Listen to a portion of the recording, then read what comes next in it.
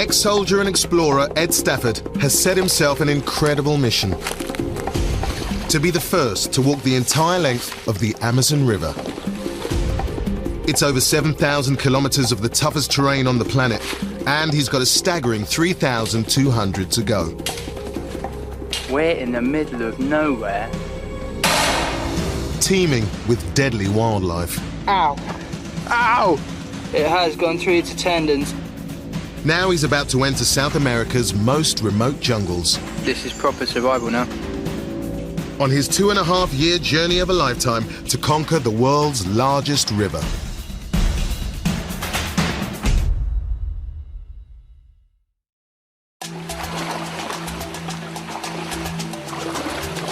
My name is Ed Stafford and I'm currently trying to attempt to walk the length of the Amazon River. I've been walking for 14 months and I've got 14 more to do, so I'm about halfway. 33-year-old Brit Ed has walked 4,000 kilometers in 400 days across Peru. So far, he's encountered the drugs trade. The guy's just back there to advise us to run. Stumbled into an illegal logger's spider monkey feast. That's a bit of its tail. And been invited to a coming-of-age ceremony with the Takuna tribe. Absolutely trolley cheers. Ed is filming everything himself. There are no camera crews. I have been walking with local guides the whole way, and one of whom is Cho Sanchez, who's still walking with me today. He's been walking with me now for about 9 months. Ed will need all the luck and determination he can muster to follow in the tradition of his hero, David Livingstone, the Scottish jungle explorer of the 1800s. Unfortunately, the tricky part is still ahead. Ed has already walked 4,000 kilometers from Peru to Colombia. Now he's in Brazil and has over 3,000 kilometers to go. The first section is a bleak 12-month jungle march from Tabatinga to Manaus, where the two biggest tributaries meet. Then they plan to follow the river another 2,000 kilometers to the Atlantic Ocean.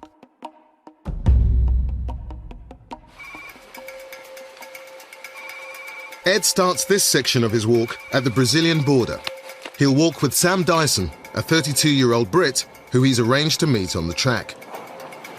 Slightly apprehensive about what we're going to do, but I'm quite excited because I don't know what's going to happen. Sam was impressive physically. He was a Shaolin warrior monk, one of the leading martial artists in the UK now. I thought that's his equivalent to my military training. That's sort of all right? Yeah, it's good, mate. He didn't have any jungle experience, but I thought he just had the toughness to get through. It was great to have somebody that spoke English. The Amazon quickly whips him into shape. Okay. First time in the jungle, really. And the heat, I just can't cool down. And I've drunk 2 litres of water in 45 minutes. And yeah, it's hard work. It's 33 degrees centigrade with nearly 100% humidity. They have to walk 500 kilometers to Porto Seguro, the last town printed on their map. Would you say it was a tough leg, Sam? Yeah, but hopefully I'm relatively acclimatised now. Okay. All right. It's the end of the rainy season. The Amazon has burst its banks, so they are forced to walk through swampland. Okay, yeah, I'm out of my depth. Yeah, I'm running. The humid jungle conditions start to play havoc on Sam's feet. Can you see that? If I give it a squeeze, it just oozes pus. Like that. Which is amazing. Sam's not been having a good day, I think it would be fair to say. The humidity and the constant dampness means that nothing heals at all, so you've got soggy, festering, infected toenails. It's all gone black under the edge of it, and you can see there, see it's just oozing pus out and blood.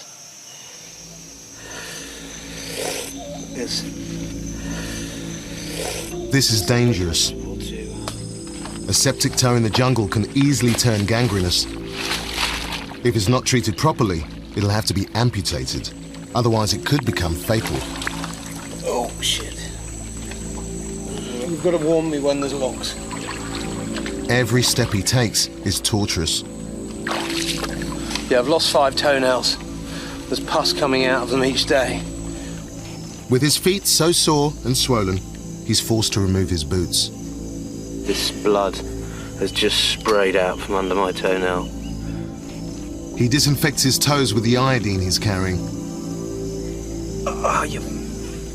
But in the end, he has no choice. Sam has to leave the expedition to seek medical help.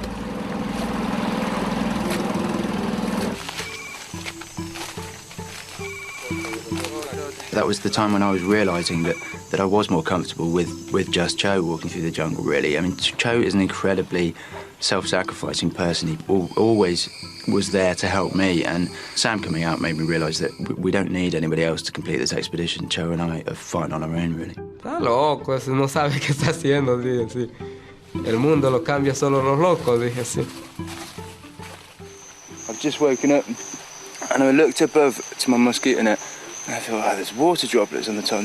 No, it's not water droplets, it's holes. And ants have eaten everything.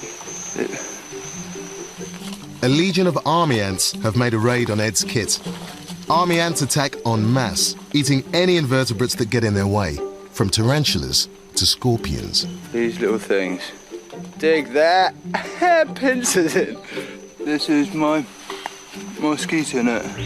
With my head completely through it, that's how big the holes are. The cord on my rucksack just snapped because the ants had eaten it all.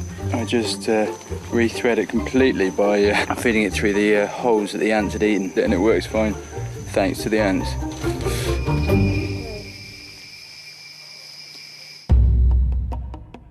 On day 480, Ed and Cho veer south, away from the Amazon's mainstream and deep into the isolated Brazilian jungle. For the next 6 months, they will be at the mercy of wild animals and deadly tropical diseases during the scorching dry season. Their next stop is the tiny town of Porto Seguro. Oh, yes, we have a house, and we've got a big river, and more houses. Yeah, we have a small community. Porto Seguro is the last village marked on Ed's map and marks the end of the Tacuna tribe's land.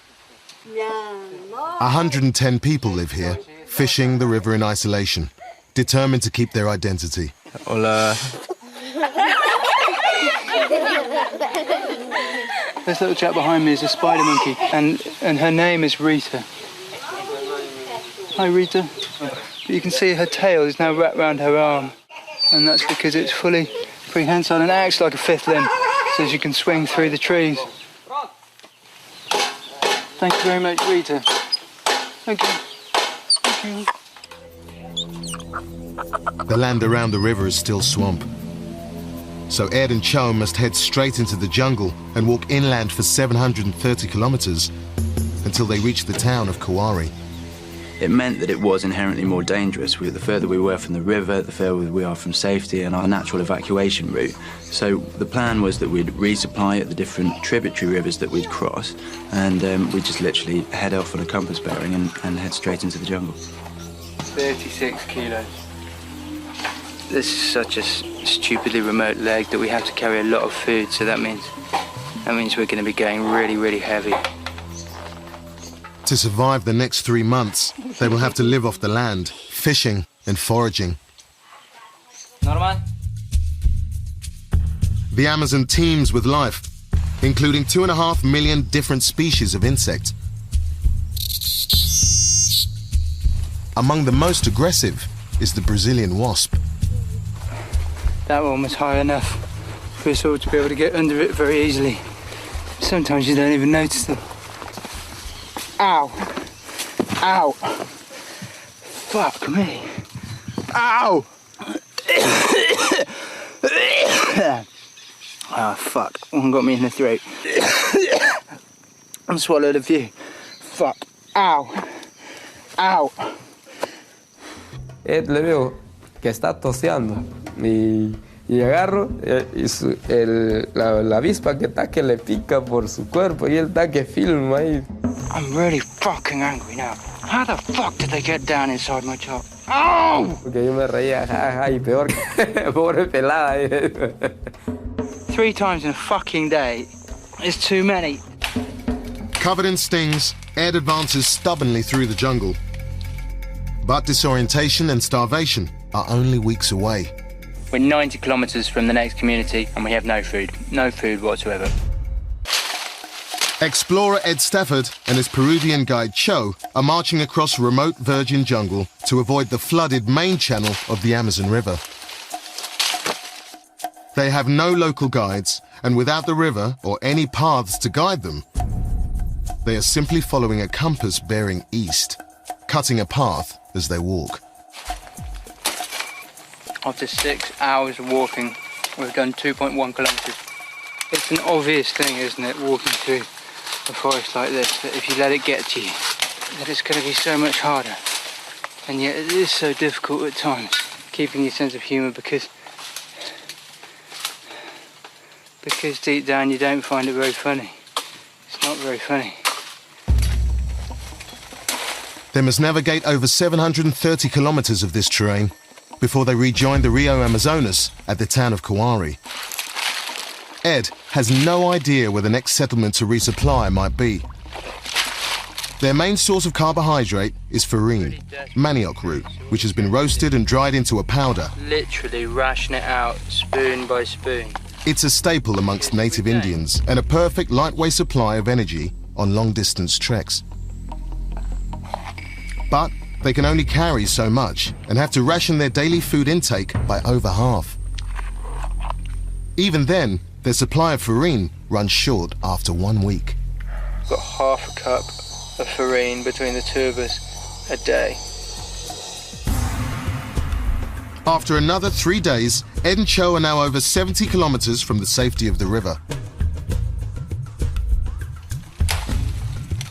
Water, too, becomes scarce. One little puddle here. They are forced to draw it from smaller and smaller pools. This tastes bizarre.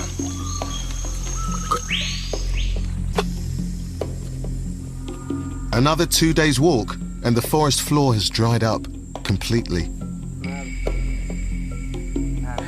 Not having any water is probably the most serious thing that can happen to anyone who's living out in the wild, and we won't be able to exist for more than 2 or 3 days, really. They move slowly through the forest. Then, finally, late the next day, they find what they're looking for.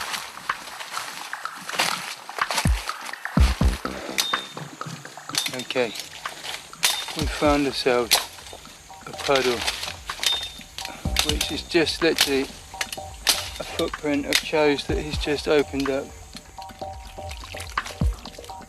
The water is stagnant and swarming with microbes.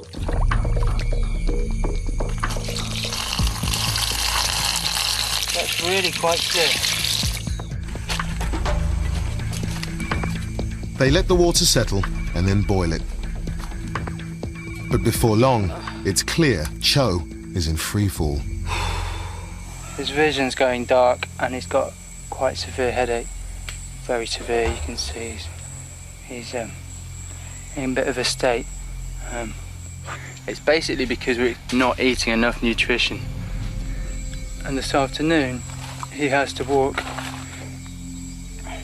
There is no choice.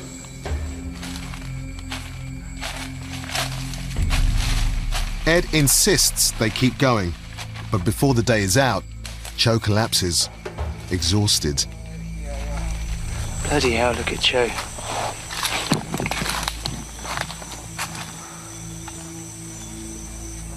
Y es más, mi mochila que tenía ya no las podía cargar. Y tuve que tirarme al suelo y ahí estar y no tener acción a nada. If Cho was seriously ill, he's dead, and that's not being melodramatic at all. That's just the fact.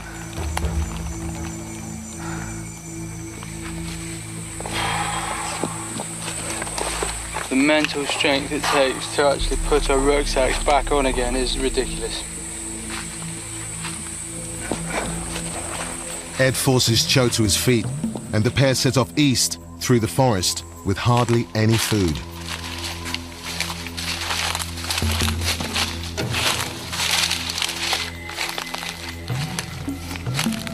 The nearest hospital is at Tefe, 100 kilometers north. Ed has no idea if Cho could make it that far.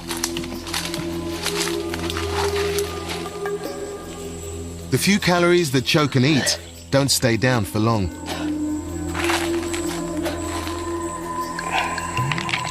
All Ed has to offer Cho are 3 ibuprofen pills.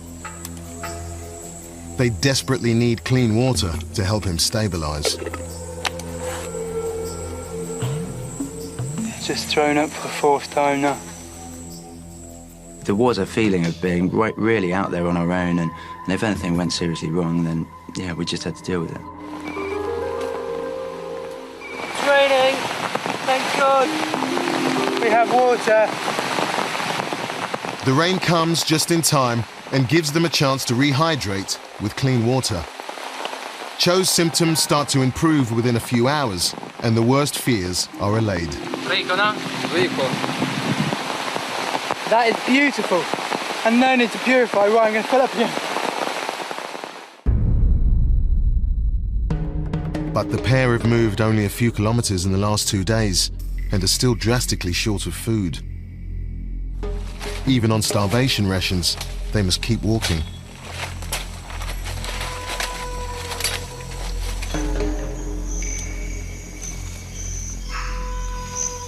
The fire just collapsed and our daily ration of farine is now in the fire on the floor. I'm a little bit emotional about the farine, but it's just a bit gritty. I don't think Cho's too happy. The spilled farine was the last Ed and Cho had left.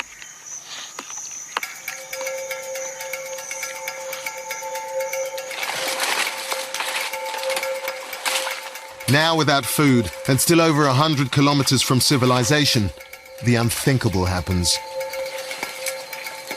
Not a single indication of a single satellite. I've never seen that before.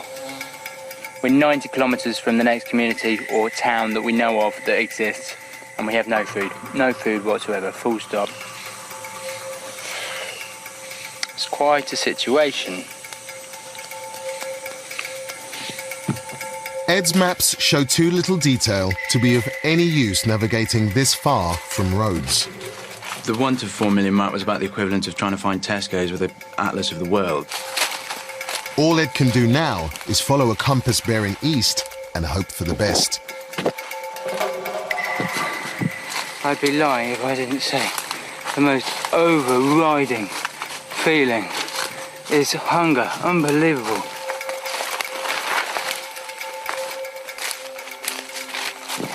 After 2 days' walk with no food, Ed finally comes across a small stand of palm saplings. The growing tips yield a vegetable known as heart of palm, which is full of the carbohydrate they so desperately need. A 4-meter-high sapling yields just enough edible flesh for a day's walk. Never, ever, ever, ever had such a boring vegetable. Tasted so good. The fresh meal restores Cho's health, and after a day of rest, he's fighting fit. Está bueno. Está buena.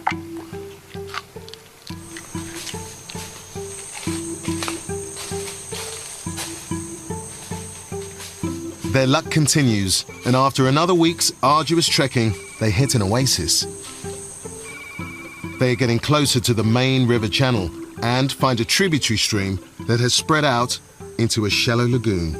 We came to a river which was big enough to fish on, but I had very little faith that Cho would actually be able to catch anything.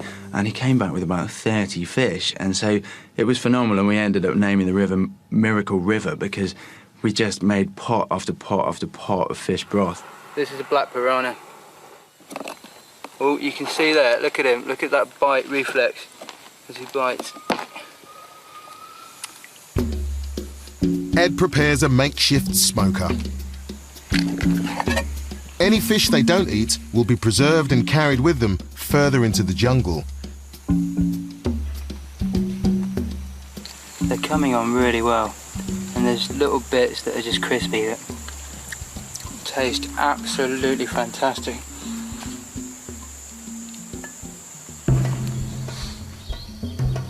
But the fish aren't the only lagoon inhabitants.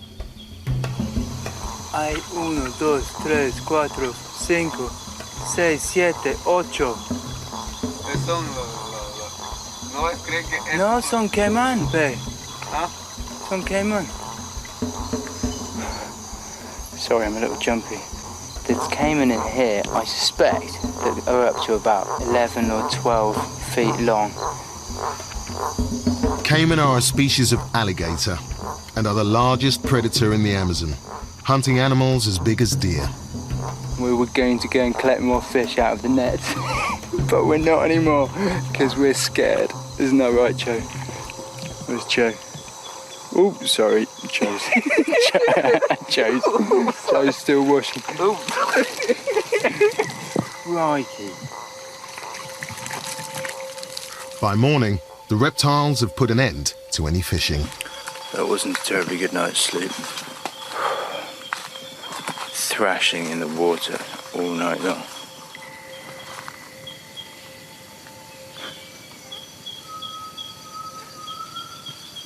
Our nets have gone completely. The last catch is a young caiman who drowned in the net. One caiman head. To say the meat's like chicken is such a cliche, isn't it? It's actually more like fish. Luckily for us, because we never eat fish. The pair are now living almost entirely off the land, and Cho's health is fully restored. With a bit of piranha, a bit of heart of palm, the only thing we're actually bringing with us is salt. But we're going to survive. For me, the time when we had to improvise and we had to make do with what we'd got, when the kit was breaking and we were running out of food, was the sheer adrenaline of knowing that our lives depended on our ingenuity was fantastic, actually. After 91 days and 549 kilometers walking through virgin jungle, they hit what seems to be a road. ¿Cómo estás? ¡Yay! ¡Estamos aquí! ¡Yeah! Estamos aquí en la carretera. ¡Yeah!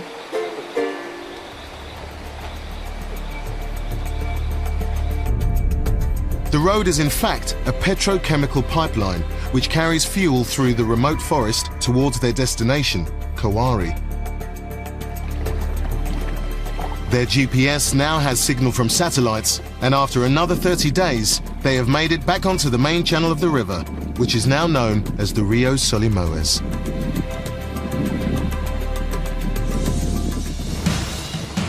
But ahead wait two fundamental challenges.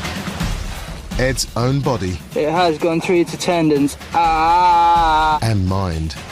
Inside my head, there's a war going on.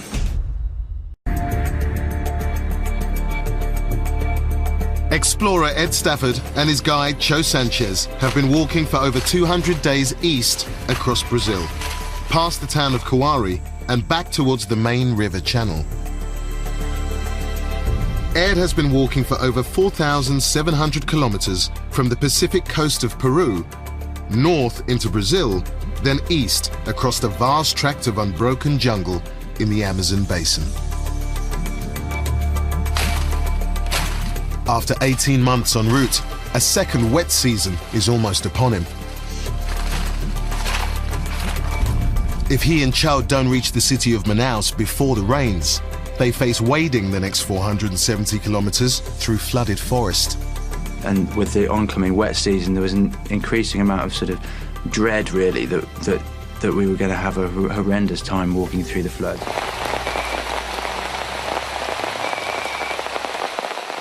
We're dangerously close to the Amazon. The rivers here rise and fall at an alarming rate.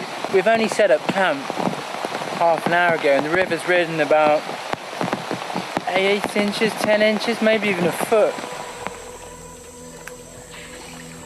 They follow the Solimoas as far from the main channel as possible, but still can't avoid walking in water up to 4 feet deep. Chronic tiredness begins to take its toll. Ow!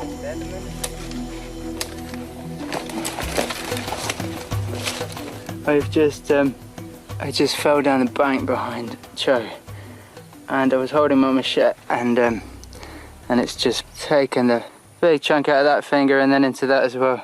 It has gone through to tendons. Ah! Ah ha ha ha ha. Right, let's get some duct tape on it.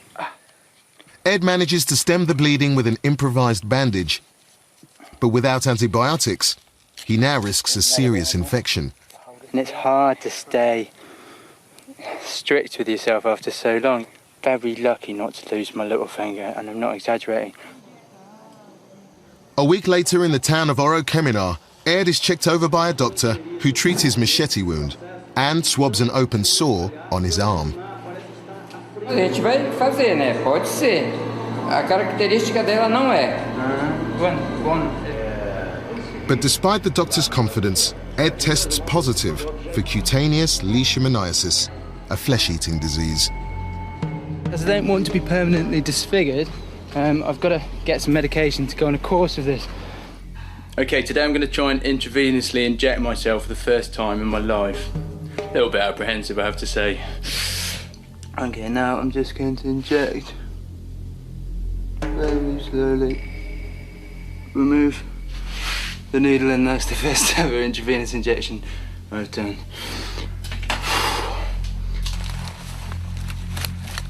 Two weeks later, Ed's body buckles again. I've just got this huge bag of fluid in my elbow and in my knee. All my joints seem to be going funny. Ed decides the fluid needs to be removed if he is to continue. Oh, just fucking do it, Stafford.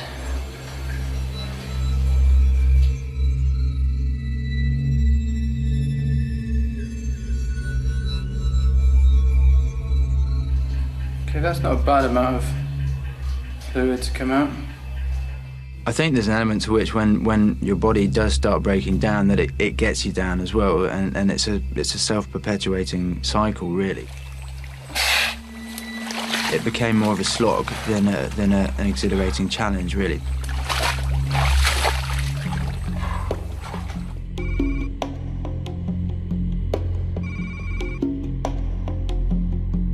Patience is going, and I get this sort of weird rising feeling of it's sort of a cross between, it's not panic, it's sort of claustrophobia, but it's a real uneasy feeling. And I just want to get out. There's ants literally all over me, mosquitoes all the time.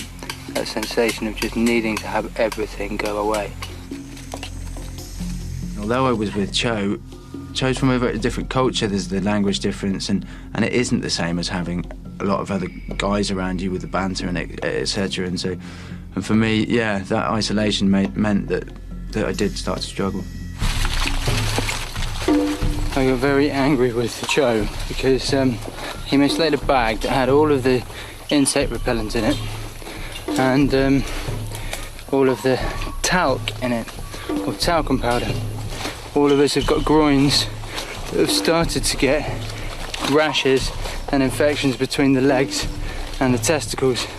Cho laughed and said, that's part of life, but as far as I'm concerned, that's not part of life. That's bad administration and it's unacceptable in the jungle. And so I was very, very, very annoyed. And that might sound a comical thing to get worried about when you're sitting in front of the TV at home, but I can assure you that not having any talc when your scrotum's rotting in the middle of the jungle is quite a serious thing. Cho's fucking me off no end. I think because Cho and I became so close by the end of the expedition, he was almost like a brother. And I think in the same way that you can sound off verbally at your family, I ended up snapping at Cho very unreasonably. Estábamos tranquilos ahí. Disculpe que esto fue mi error, ¿no? Que no vuelva a suceder eso. Y normal, el trauma a como hermanos, ¿no? Good morning, it's Christmas Day, 2009, day 632 of the expedition. It's Ed's second Christmas away. The rain is pouring, but the season of goodwill helps lift his depression. Oh yes, Joe's just come back with a big load of fish. Nice work, Joe. Okay, so we have got a nice Christmas meal. Woo! Oh yeah, they look good. Happy Christmas. His friendship with Cho is stronger than it's ever been. Ed's thoughts also turn to his dad, who died 10 years ago. I had a bit of an emotional release. I probably didn't stop crying for about 2 hours. Bizarre, isn't it, when you call yourself an explorer and you need to have a 2-hour cry every now and again to sort your brain out.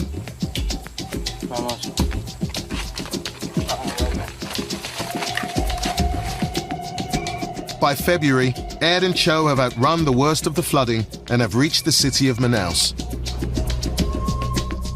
Ed has followed the river for 4,000 kilometers, from when it started life as a tiny trickle. But now it's nearly 30 kilometers wide and is an industrial highway.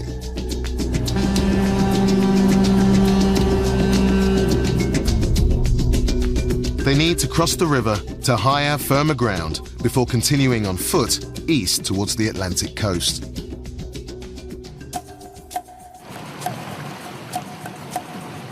At this stage, the river's started to become huge. The waves are vast. It's like paddling across the sea, really.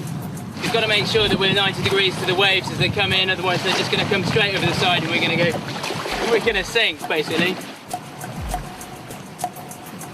Ed and Cho are treated to one of nature's most incredible displays. The meeting of the waters, when two different rivers meet but don't mix.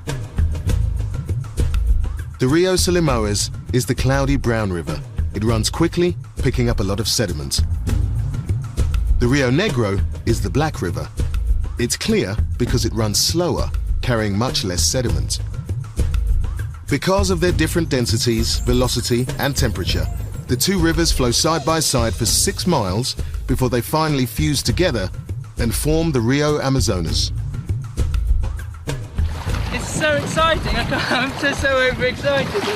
We're actually finally here.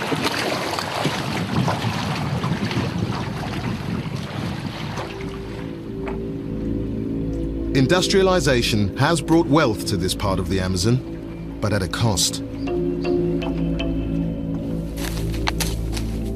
The deforestation that Ed caught glimpses of in the jungle is now big business. This hardwood timber, from trees over 100 years old, is milled on site, then transported by road or river to be shipped all over the world. It's very sad. It's always very sad to come out of the rainforest where it's so lush and where the animals are calling and where the birds are calling and come out and see a smouldering black field. Ed and Cho will soon be able to track the river by the roads that service the logging. But the jungle has one more gift for Ed before he makes it out. Botflies are nature at its most devious. These tiny hairy flies lay their eggs under the skin of any warm-blooded mammal. Their larvae then live as parasites within the body. The botfly laid an egg that grew inside my head and was eating away at the flesh. Okay, we're going to use the super glue that I bought in order to suffocate the botfly. Always looking to innovate. Hasta que tuve que agarrar una especie de espina de limón. He carefully digs into Ed's scalp. being sure to get the larvae out in one piece. Yeah! Gracias, Joe.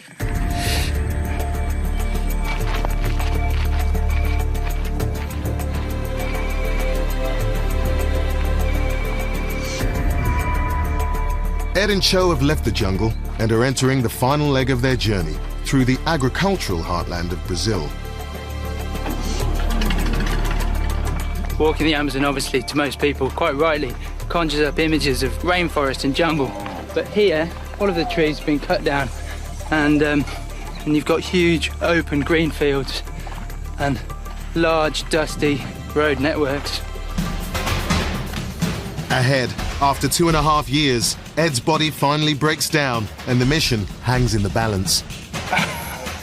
I want to rip my skin off.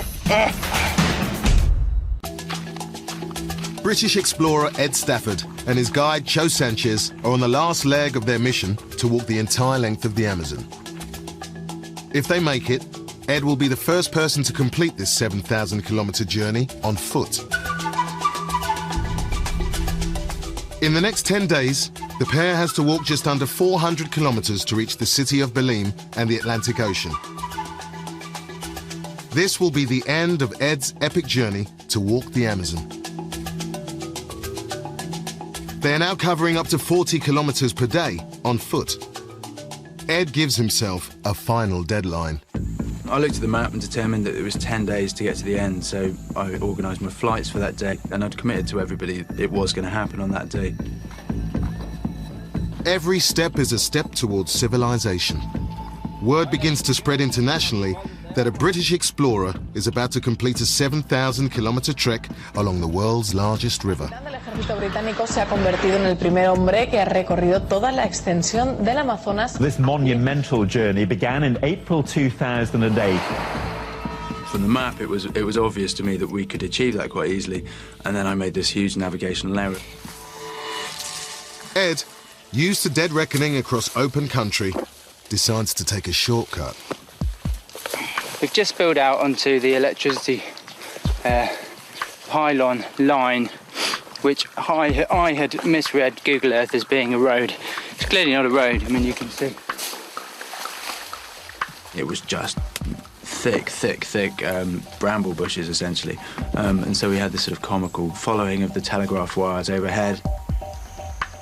Sometimes it's walkable, sometimes it's not. Then when it's not, you head into the trees. The walking pace plummets. After 2 days battling through razor grass and scrub, they travel only 10 kilometres. Look at my arm. That's razor grass all day, all day, all day. At the moment in the schedule, we're due to be walking about 55 kilometres a day, which is quite a lot with rucksacks. And if you say a fast walk is 5 kilometres now, then obviously 55k a day, talking 11-hour days. After another 2 days in the scrub, they finally break back onto the road. We've spilled out of the jungle for the very last time. Just this dusty track that will then lead to an asphalt highway. They now have only a 300-kilometre road walk to the coast to complete their journey. We have to do 108 kilometres in about 26 hours, solid non-stop. Okay, we've now got about 75 kilometres to walk to the beach. And it's 1 a.m. Then, only hours from the finish line, after over 7,000 kilometres trekking, Ed collapses. I came up with this big rash, like a nettle sting rash all over my body. I want to rip my skin off. Got to get to the beach, and it's the last day of the expedition, and I'm on the floor in agony. Ed forces himself back on his feet. 4 hours to go until we're able to say that we've walked the length of the Amazon River.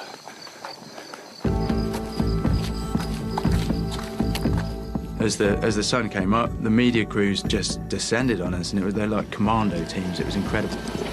So even more bizarre.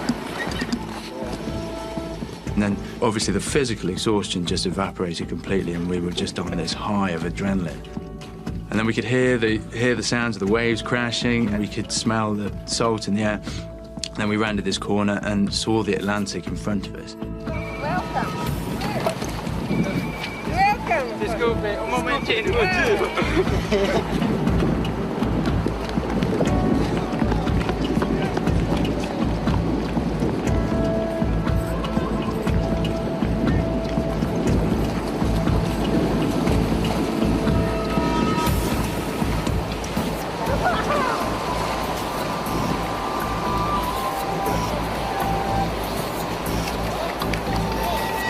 2.5 years of walking through the Amazon, and this is the Atlantic Ocean. I didn't think I was going to be this happy.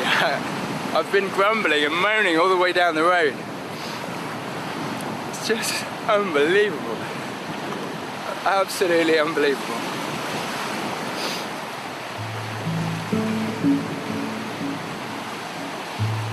Sí, lloró cuando él agarró la bandera de Inglaterra, o sea, todos los que habían hecho, y él me mira y me hace así y dice: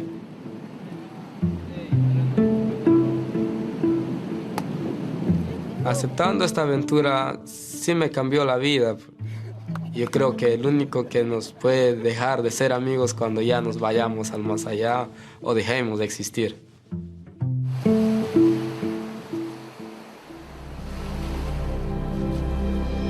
After 860 days of walking, Ed has entered the record books. I know he can complete this expedition on his own. He doesn't need me here.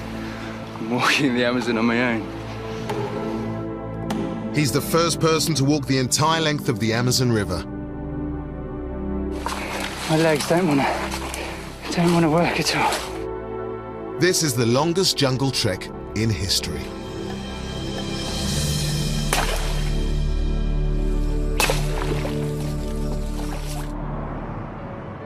Back in the UK, Ed returns to a hero's welcome.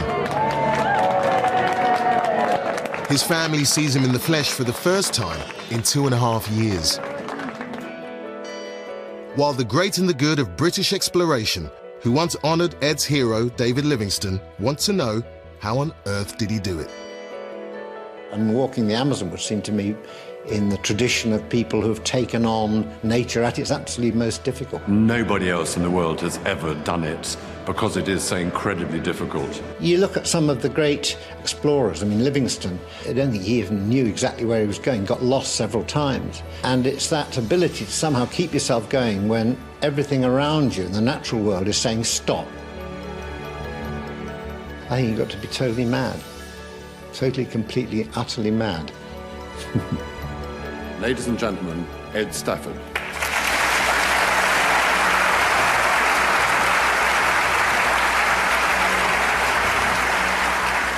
My father's always tried to instill values in me. One value was commitment, and he always said, if you start something, then you need to see it through to the end. And that's the one thing that I think really hit home with me. And I always said if I completed this expedition that I'd like to dedicate it to my father, which I'd like to do now. Thank you very much.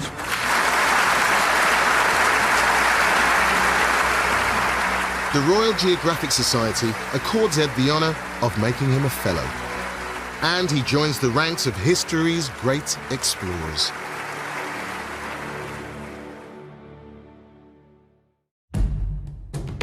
Wow, just amazing. And returning next Thursday at 9, a new series of the show that fixes the failings of troublesome tradesmen and goes after them. My favourite bit. We've bodged together a preview of new cowboy builders in just a sec. Then, after the break, another hiking trip that gets utterly out of hand. John Cusack stars in The Contract in a couple of minutes.